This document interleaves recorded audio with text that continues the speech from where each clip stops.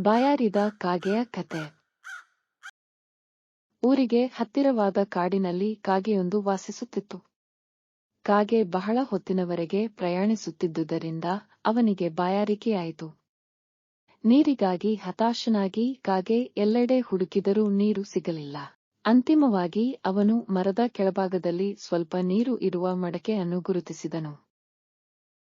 ಆದರೆ ಪಾತ್ರೆಯಲ್ಲಿ ನೀರಿನ ಪ್ರಮಾಣ ತೀರಾ ಕಡಿಮೆಯಾಗಿದ್ದು ಕಾಗೆಗೆ ಮಡಕೆಯಲ್ಲಿನ ನೀರು ಕುಡಿಯಲು ಸಾಧ್ಯವಾಗದೆ ಸಮಸ್ಯೆ ಉಂಟಾಯಿತು. ನೀರು ಮಡಕೆ ಆಳದಲ್ಲಿತ್ತು.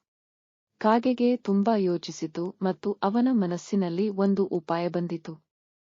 ಕಾಗೆ ಹತ್ತಿರದಲ್ಲಿ ನೆಲದ ಮೇಲೆ ಬಿದ್ದಿದ್ದ ಕೆಲವು ಸಣ್ಣ ಕಲ್ಲುಗಳನ್ನು ನೋಡಿತು. ಅವನು ಸಣ್ಣ ಕಲ್ಲುಗಳನ್ನು ಒಂದೊಂದಾಗಿ ಮಡಕೆಗೆ ಬೀಳಿಸಲು ಪ್ರಾರಂಭಿಸಿದನು. ನೀರಿನ ಮಟ್ಟ ಏರಿತು. ಕಾಗೆಗೆ ತುಂಬಾ ಸಂತೋಷವಾಯಿತು ಮತ್ತು ಅವನು ತನ್ನ ಕೊಕ್ಕನ್ನು ನೀರಿನ ಪಾತ್ರೆಯಲ್ಲಿ ತ್ವರಿತವಾಗಿ ಮುಳುಗಿಸಿ ನೀರನ್ನು ಕುಡಿಯಲು ಪ್ರಾರಂಭಿಸಿತು. ಅವನು ಹೆಚ್ಚು ಕುಡಿಯಲು ಅಸಮರ್ಥನಾಗುವವರೆಗೆ ಅವನು ನೀರನ್ನು ಕುಡಿದನು. ಆಗ ಕರುಣಾಮಯಿ ಕಾಗೆ ತನ್ನೊಂದಿಗೆ ನೀರು ಕುಡಿಯಲು ಇತರ ಬಾಯಾರಿದ ಪಕ್ಷಿಗಳನ್ನು ಆಹ್ವಾನಿಸಿತು. ಮಡಕೆಯ ನೀರನ್ನು ಕುಡಿಯಲು ಸಾಕಷ್ಟು ಪಕ್ಷಿಗಳು ಬಂದವು. ಅವರೆಲ್ಲರೂ ಸಹೃದಯರಾದ ಕಾಗೆಗೆ ಧನ್ಯವಾದ ಹೇಳಿ ಹಾರಿಹೋದರು. ಕಥೆಯ ನೈತಿಕತೆ.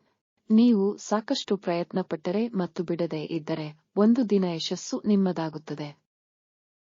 Thanks for watching. Please like, share and subscribe for more such videos.